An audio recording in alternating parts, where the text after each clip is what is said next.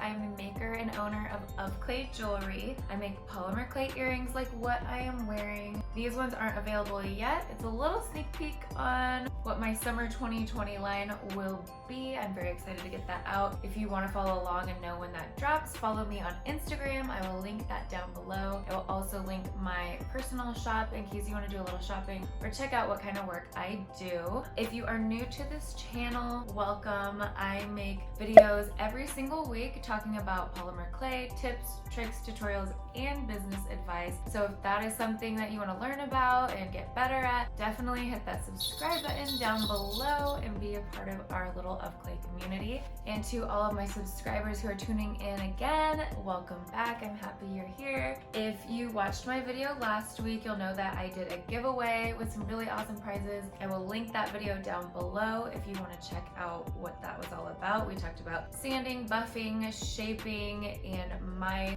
personal process of how I do that with my jewelry. So it's a really great informative video. We have some awesome prizes to give away. I will announce the winner at the end of the video, so hang tight, and I'm really excited to tell you who won. If you haven't noticed, I definitely have a very different background. I took a little extended weekend vacation to Austin, Texas. So hello from Austin. If you are from Austin, your city is amazing. I think I gained like 10 pounds from eating so much barbecue and Tex-Mex. The food is really amazing here. The people are awesome. The city is super cool. It's been amazing weather, and on our last day, which is today, it's so rainy and thundering. It's just been a really, really awesome time. We had so much fun. But anyways, that's why I'm in a different space. But back to what we're going to talk about today. I am doing a Q&A. I have 24 really great questions that I picked out from the many questions I've been sent on Instagram and YouTube and in my DMs. We're gonna cover those. I think these questions will be helpful to all of you, or at least most of you. So I have them pulled up on my laptop. We'll just go through them, not in any specific order. Let's jump into those questions. Grab a little notepad and a pen if you want to, something to drink, a snack, relax, and let's get into these questions. After posting my video on the 8 best and worst clays, I got so many questions and comments about, oh my god, I bought Sculpey 3, now what do I do? Don't freak out. The reason why I know I don't like Sculpey 3 is because I've also purchased Sculpey 3, and that's why I had unopened packages to even show you in the videos, because I accidentally bought bad clay. But that doesn't mean it has to go unused. If you have a lot of Sculpey 3 or even some Sculpey 3 that you don't want to waste, what you can do to make it a little bit better to work with is you can mix it with a translucent clay that is a lot firmer and higher quality. Something like Primo, I think there's Fimo Professional, Cernit, Kato. Any of those brands, mix it. That's going to help improve the quality of your Sculpey 3. It's not going to make it super great, but it's definitely going to put you in a better position than working with solely Sculpey 3. Another thing you can do with Sculpey 3 is just use it for little decals on your polymer clay. So if you're doing a slab and maybe it has polka dots or leopard print, or you're sculpting little flowers on your jewelry, use the Sculpey 3 for that. Instead of for the whole slab, use it for the decorations.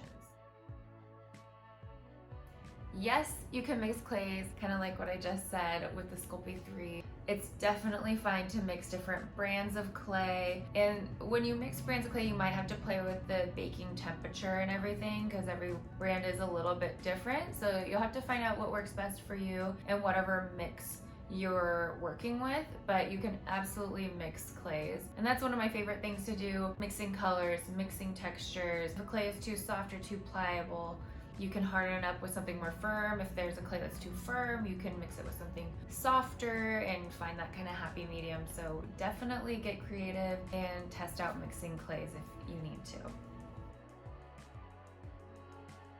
There's so many shop options for where you can get your hardware for your jewelry components. I always recommend looking on Etsy. That is where I get pretty much all of my hardware and all of my components. There are just thousands of small makers and shops that have everything you can possibly imagine. So you can get pretty specific or creative with your searches, and most likely Etsy will have pages and pages of options for you to look from. That is definitely the fun part of being a maker. You can be really creative and find specific pieces of jewelry that fit your style and make your pieces really unique and awesome. And then you're also supporting another small local maker somewhere in the world, which is super cool. I will definitely do a video on shopping for hardware in the future, like near future. Just hang tight because there's so many resources. Okay, so this question I get so much. It's actually really surprising because it's not something I ever thought about when I first started, but it is a very popular question, so I wanted to talk about that here. For my jewelry, I usually use a mix of 8mm and 6mm jump rings, but that really varies. Like the earrings I'm wearing now don't have either of those sizes at all. I always recommend getting a little variety pack of jump rings. You can find this at a local craft store. You can find this online, on Amazon. Just get a ton of different sizes and you can get them all in one package where they're organized and they don't get mixed up. But with the jump rings, don't stress too much about having the same exact jump ring size as another maker. It really is part of the creative process and what makes you unique and individual. Just don't be afraid to mess around with it and play with it. Sometimes with a jewelry design, it just looks nicer with a nice big jump ring. Sometimes it looks good with a tiny one. It really depends on how you want your earring to dangle or how close you want the components to be to each other. So don't worry about it being the perfect size. Get a variety pack and play with it because it's really going to depend on what design you do and what you end up liking for your jewelry and your look. This is another question I get a lot. Your earrings keep breaking. Why does it happen? Basically, jewelry breaks either because you're using the wrong type of clay that's too soft, or maybe it's not the right quality for jewelry. Jewelry gets tossed around quite a bit and people will put them in their makeup bag or when they're traveling, or maybe they fall or they sleep in their jewelry. So you want to make sure you have a clay that is strong enough and durable enough to withstand that kind of activity. And then also baking properly is a major thing in what makes polymer clay so durable. I will link a video down below. I talked about how to perfectly bake your polymer clay jewelry, so that video alone should help you a lot. And then I will also link down below my favorite and least favorite polymer clays. Question pairs really well with the last one. Make sure you have the right clay, make sure you're getting a good bake on your polymer clay, and then lastly with the arches, or any time you're piecing components together, you want to make sure that you gently but firmly stick those pieces together. So like with the rainbow strand, when you're making the arches, go over quite a few times with your fingers to make sure that they've stuck together. It should take a little bit of effort when the clay hasn't been baked to peel them apart. The more they have been pressed together, the better they'll bake in the oven and won't come apart. If you're really struggling and just can't get that touch down yet, there is something called liquid clay or liquid polymer clay, and sometimes I use that for certain designs that are slightly more fragile, and you can just put a tiny bit in between the two pieces you're sticking together and then press it and bake it, and that will be a very strong bond. There are definitely a lot of ways you can pack your jewelry. I personally have changed my packaging and how I ship my jewelry many times, but you can use a lot of different things. You can use a padded envelope, you can use a box, you can use filler or bubble wrap or shredded paper inside of your packaging to protect your jewelry, encasing your jewelry in a small jewelry box. Any mix of those styles will get your jewelry to where it needs to be very safely. Really good question, and I think something a lot of us makers are always looking into and trying to figure out. When I first started, I would just go to the post office, weigh my stuff, buy the shipping, and send it off. The nice thing about polymer clay jewelry is it is extremely lightweight, so the shipping really isn't that expensive. I highly recommend not doing the flat rate type of envelopes or boxes, because I think my heaviest earrings is only a couple ounces, which equates to like $4 at the most. I've never paid more than $5 for shipping. There are also different sites you can use that compare rates, but this will be definitely a topic for another video because there are so many options.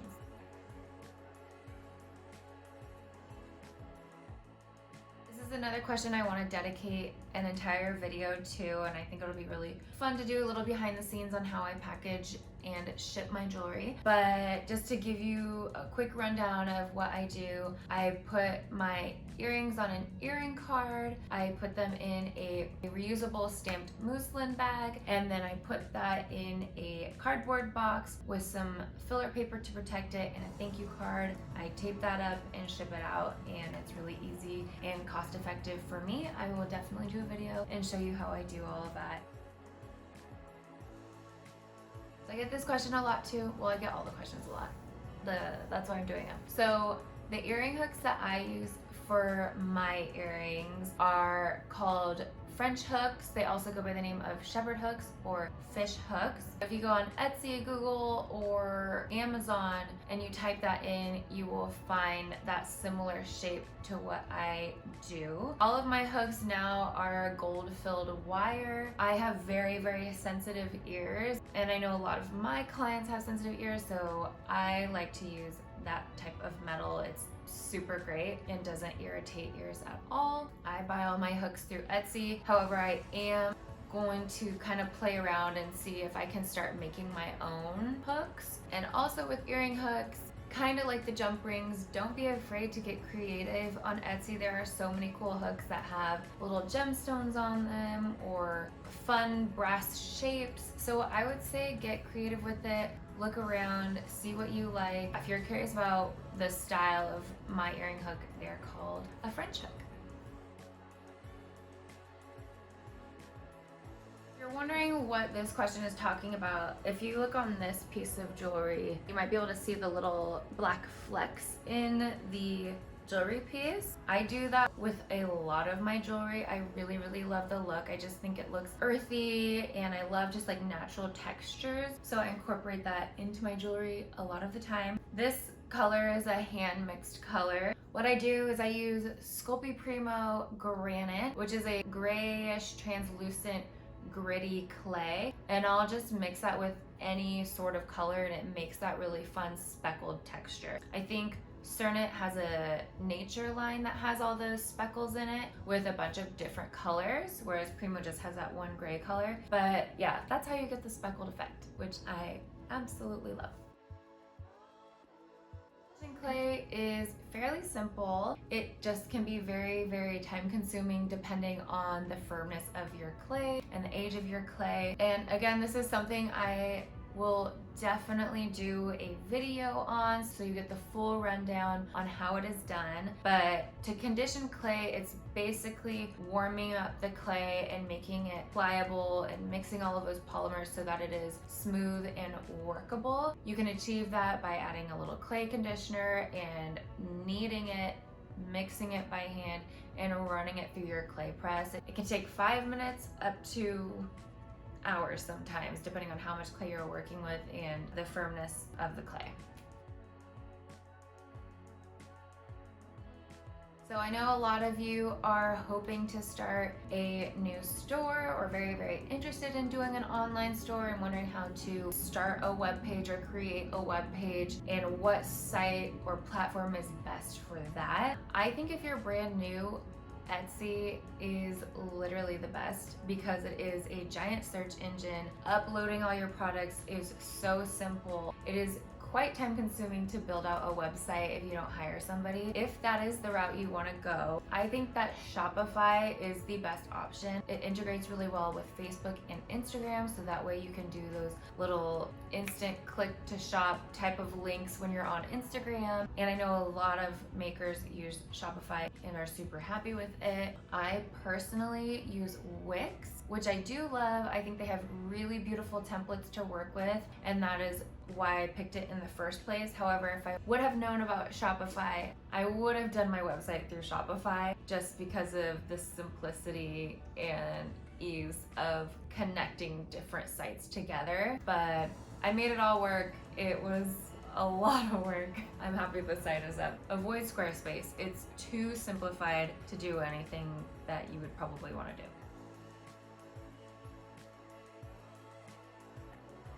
This is a really common issue and such a great question. I will absolutely do a video that is super in-depth on avoiding bubbles before baking. A couple things to try before that video comes out. When you run your clay through your clay press, make sure the seams or the ends that you fold together are pointing upwards or outwards, never pointing into the clay press. When you point the seams into the clay press, you're basically sealing all that trapped air inside of your polymer clay, and then because of that you get a bunch of air bubbles. Another thing is making sure you've conditioned your clay enough. So just keep running it through the clay press, keep mixing it with your hands, and just go through that process until it's more smooth and more of the air bubbles have been released out of the clay. Flexibility can vary. It depends on what kind of clay you're using and how that specific brand normally bakes. It also depends on your personal preference. The less you bake it, the more flexible it is. The more you bake it, the harder it is. Like I said, I will link my how to properly bake polymer clay video down below, so you can check that out. But ultimately it is a little bit of a preference. If you want them to be more flexible, that's totally fine. They probably won't break, they'll just be kind of stretchy. You just have to decide whether or not you like that texture. I prefer mine to be a little bit more firm, so I will bake them longer, but not bake them so long that they just like snap in half if you break it. There's like a tiny bit of flex to them. So ultimately it's up to you. Clay is actually plastic. They're made with a bunch of different plastic polymers, so they might just always have a plasticky feel, but I think what this person is referring to is the shininess of some polymer clays, and honestly I think that has to do with the brand that you're using. If you want a more matte finish, I would say try Sculpey Soufflé. It has a really beautiful super matte velvety finish. Jewelry design has lots and lots of rainbows and little pasta-like strands. What makes them look nice and clean is having very even little strands. How I do that is I use an extruder. I will link my extruder down below for you to check out if you want to get the same exact one as me. An extruder is just a little spaghetti machine that has holes in it that you wind up, and it pushes out all the clay in these perfectly shaped strands of clay.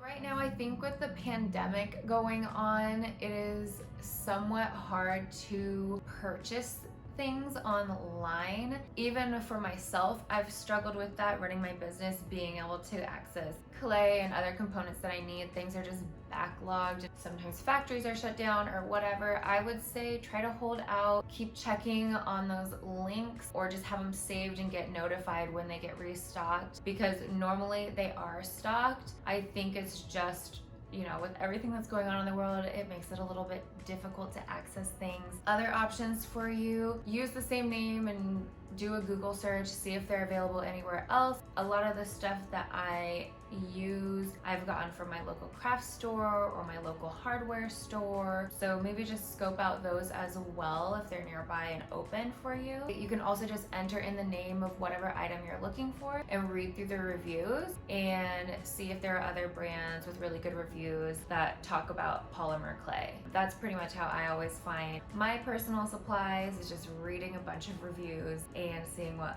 other people's experiences are with that.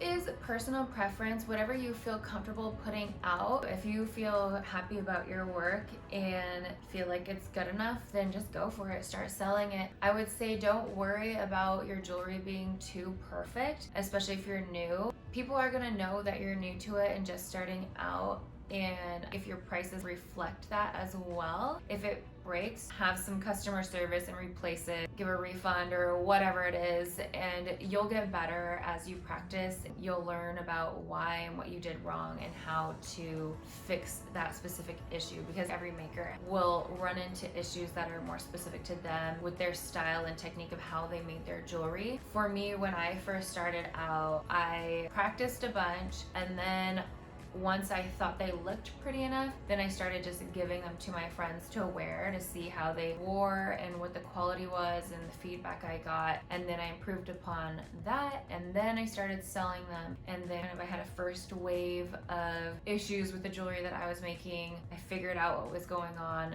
fixed that. And I'm always trying to improve my technique and always trying to improve my polymer clay skills. So that's just part of the process in refining your craft. If you feel ready to start selling, or even if you're not ready but you like what you made, go for it.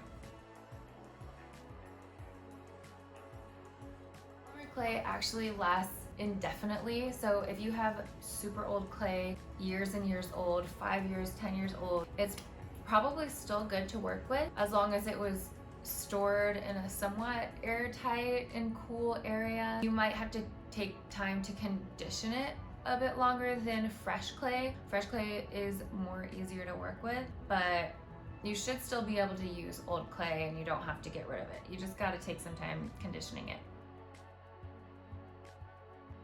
This is another topic I will definitely do a very in-depth video on. There's so many ways you can do it. It will be personal preference for you. I personally use a gel super glue. I use a gel super glue because it is a lot more flexible. If people are messing with their earrings or playing with them or sleeping on them, the glue actually flexes with that movement so it doesn't just snap off like some super glues can. People use all sorts of techniques where they embed the post in their earring, they super glue it, they use epoxy, they use liquid clay, they use resin. So I will do a video on all of those types of styles of adhering posts to your earring component. I have never used an electric nail file. If you want to know how I sand and buff my jewelry, that video is linked down below. I had to look up nail sander because I wasn't 100% sure what that was. It's just like an electric nail file. It looks very similar to a Dremel, but any sort of sandpaper type grit that would come with the nail file is not going to be good for your jewelry. Don't do it. Don't do it.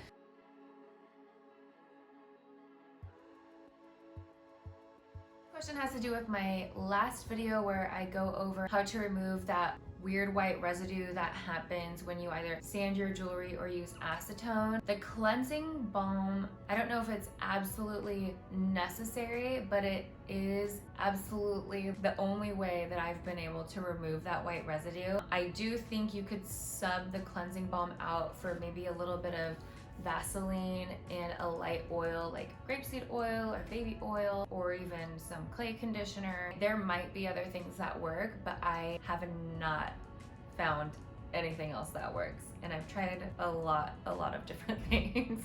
So I mean, play around with it, and if you find something else that works for you, that's awesome, and you should post a video on that and share that with the world, because I know it's a big issue for everybody. But the cleansing balm has been the most effective thing for me, hands down, getting rid of those white residue marks.